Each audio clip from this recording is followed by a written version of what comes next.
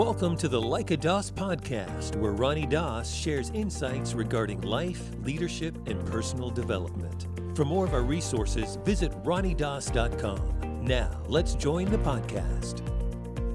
Hey there, it's Ronnie Doss. Welcome to the Like a Doss podcast. And today what we're going to talk about is whether or not we are great friends. Whether or not we're great friends. Now, I'm not talking about whether we are great friends together. Many of you that are listening to this, I've never had the good fortune of meeting, haven't spent any time with you.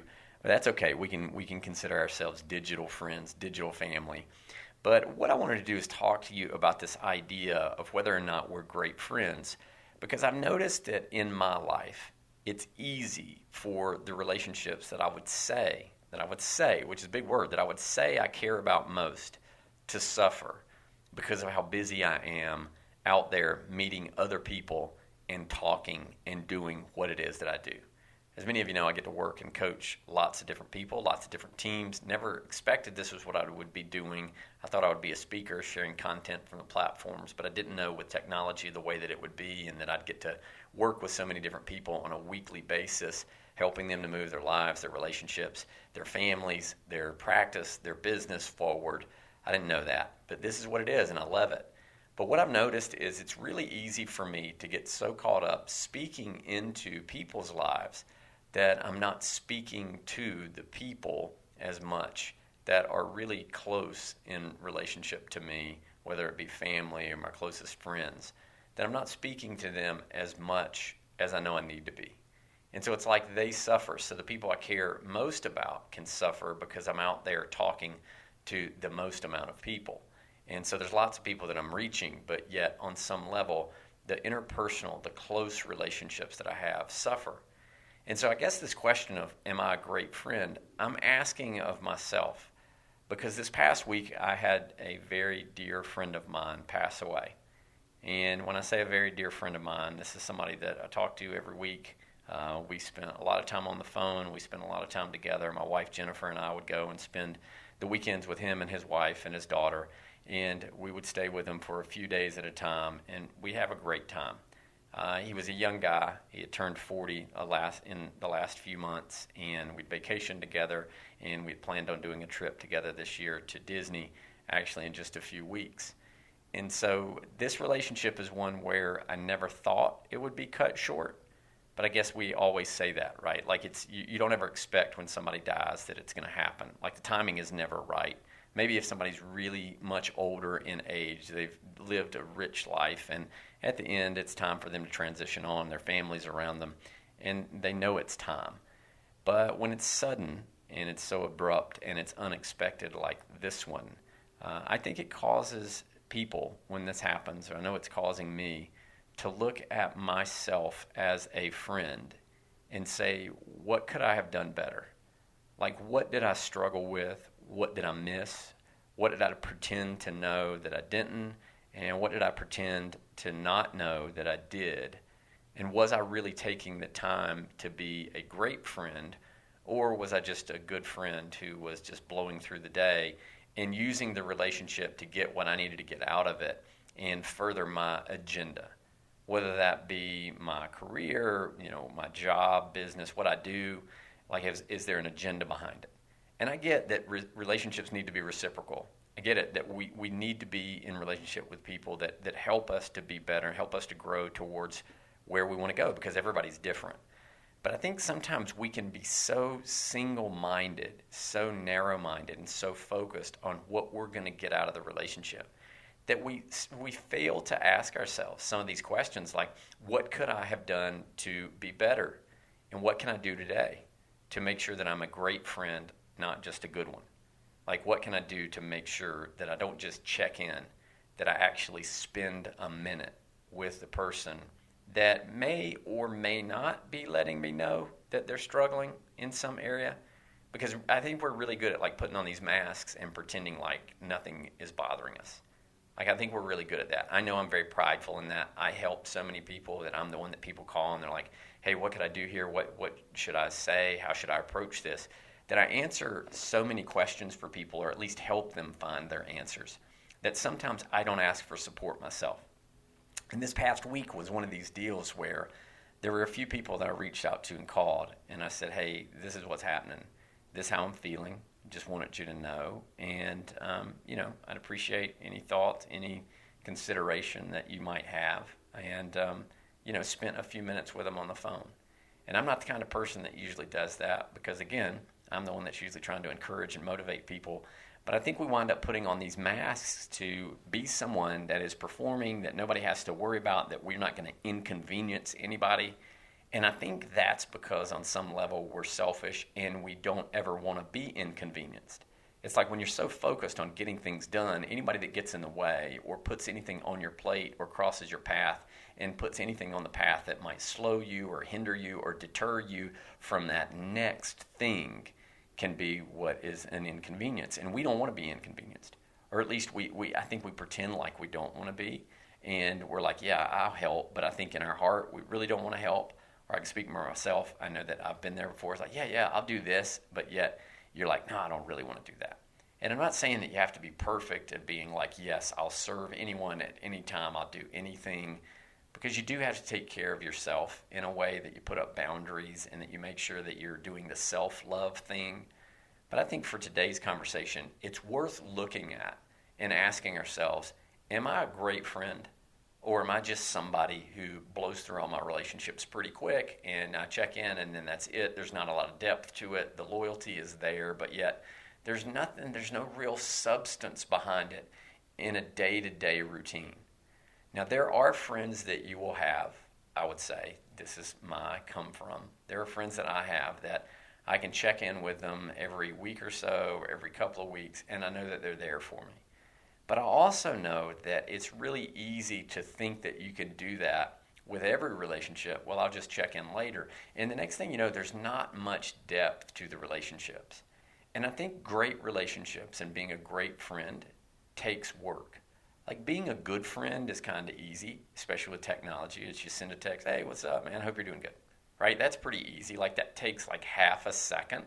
And, it's pretty simple to think that with technology the way that it is, that it's pretty easy to reach out to somebody and connect really quick. But in taking some extra time, a few more moments to sit with them, not just check in and be like, how are you? Like, what's really going on for you? Like, what are you thinking about? What are you considering? Like, anything bothering you? Like, is there anything that I can do for you? And then being willing to do it, to be present. And most of the time you'll find, I think that if you're listening to this podcast, you're probably one of these people that takes a lot of initiative in your life and is a go-getter. I think you're going to find that most people, they're not going to throw a lot on you.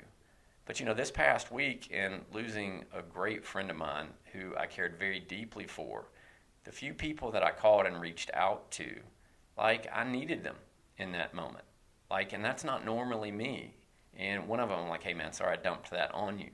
But I think sometimes we need to be able to do that. And you have to have good friends that can listen to you. And I think to have a good friend like that, you also have to be a good friend like that. It's like it's the trade-off. And you get something good from it when you serve another human being and choose to be their friend. You get something from that.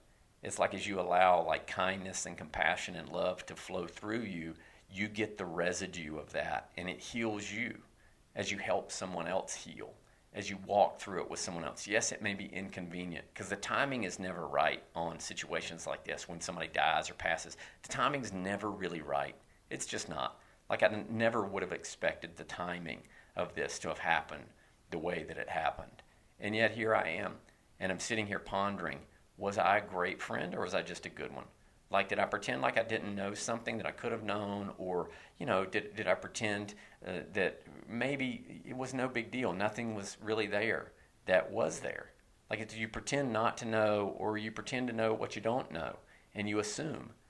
And so there's this dynamic we can fall into where our relationships are shallow, where they're very transactional. And I think that being a great friend is not transactional. I think it's transformational. And I think that we're looking to help transform someone's life and our life by really being better for them where they're weak. Like every friend you have has weaknesses. I know that. I have some really great friends and they're strong people and they do things really well. They've got good balance in their life, but there's some weakness there. We're all weak in some area. And that's okay. And I think what I realized in this is that being a great friend would mean a few things. The first thing I think being a great friend means is that you're less judgmental. Meaning, yes, you might have preferences and things that you wish someone would be or do, but you need to be less judgmental. Like, there are things that about my friend that I could look at him and go, wow, you should do this better, and you hope that they'll do it, and if they don't, it's easy to get frustrated with them. But I think being a true friend on some level is that you're less judgmental and not focused on your preferences so much. You really are focused on serving them and being kind to them and helping them to heal themselves as they walk through this thing called life. And I think sometimes is you don't need anybody to fix you. I just think you need somebody to walk with you. And I think great friends are willing to do that without the judgment. I think another component to being a really great friend is that you communicate openly with them. It's not surface level conversation, and I'm not saying that you drop negativity all the time and you're complaining all the time, but if there's something that's there that you're really struggling with, you're open, you communicate, you're authentic. And I think having the space to be authentic with people, I think a lot of that comes back to the non-judgment that I was just talking about. Like, you can share something and not be judged, that you can share something and go, hey, this is what I'm struggling with, and that they're not going to judge you and they don't need to fix you and they don't need to do anything other than be there and acknowledge your part of being a human being and going through the human condition. And being able to be authentic, I think, and being able to share that is so key. And then I think another thing to being a great friend is that you're holding a vision for what someone could be, that you're helping them to see what's better for them, the thing that they want to see for them as far as how they can improve and make their life better. Because I really do think that we all want to get better. I think we want to make our lives better. I think we want to help people. I think we want to be accepted in life. I think we want to make a difference. And I think that being a great friend means that you can help someone to see that by you holding the vision for them being better. And I think sometimes it can be naive. Like, you hold this vision for somebody being so amazing and so great that you forget to look at really where they're at in the moment and be real with it. Like, being real in what the situation is and owning it and dealing with it is really important to do. And sometimes you can cast vision for so long that you don't look at what's really present and what's current. And I'm grateful that I have friends that I know see me as being super successful and with a super great family and all that in the future. But I think they also see me where I'm at and see the imperfections and see that I don't always have it all figured out, even though sometimes I might pretend to. But I think great friends can see you as a better image of yourself and hold that vision and that image for you. But I think they're also willing to have this touch point of right where you're at. And so, those things I think can help us to be a great friend. And so, are you the kind of person that does number 3 really well, where you just see the best version of somebody else and that's it, but you're not willing to look at where they're at and talk to them about where they are, and then communicate that? Or are you, which one are you? Like, can you improve any of that on any level? Because I think we all can. And are you communicating authentically and talking and sharing feedback with one another and saying things like, hey, this is my experience, this is what I've noticed. I mean, what can we do about this? Is there anything you want to do about it? Because these are some things I know I need to work on, and can you support me with that? I think those type of conversations are so important. The authenticity that's there is so important. And then what I said first and foremost, I mean, in this whole thing is really the non-judgment. Like, to be a great friend, you just don't want to judge. You want to be open. Yes, have your preferences. That's cool. But know that not everybody has to fit your mold, and that you don't have to fit everybody's mold either. But in all of it, you can still be really, really kind and really loving and be present even when somebody doesn't act maybe how you think they should act. And so for me, I'm reflecting on a lot of this past week.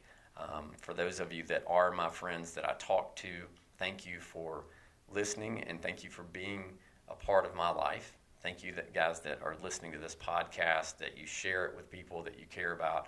It's really awesome. And so if you're getting things out of this, I would ask that you share it. I think sometimes people that they may be struggling with something you don't know about, and they can hear one thing that helps them. That's a lot of the feedback that I get. There was just one thing you said, Ronnie, that was this. So I would recommend just sharing this as much as you can. that helps to get information out there. We all need something at some time. We maybe don't know what that is, but always being willing to share that. But thanks for being a part of this podcast audience. Thank you for being friends. Thanks for listening. Thanks for going out and making a difference, because I know that you are, and that's what you're doing. And if there's any resources that we have, as books and videos and all that stuff that's on our website, ronniedoss.com, you can check that out to help you to be better at whatever it is that you're doing. And let's keep making a difference together. Thank you guys so much. Have a great day. I look forward to talking to you again really soon. Take care.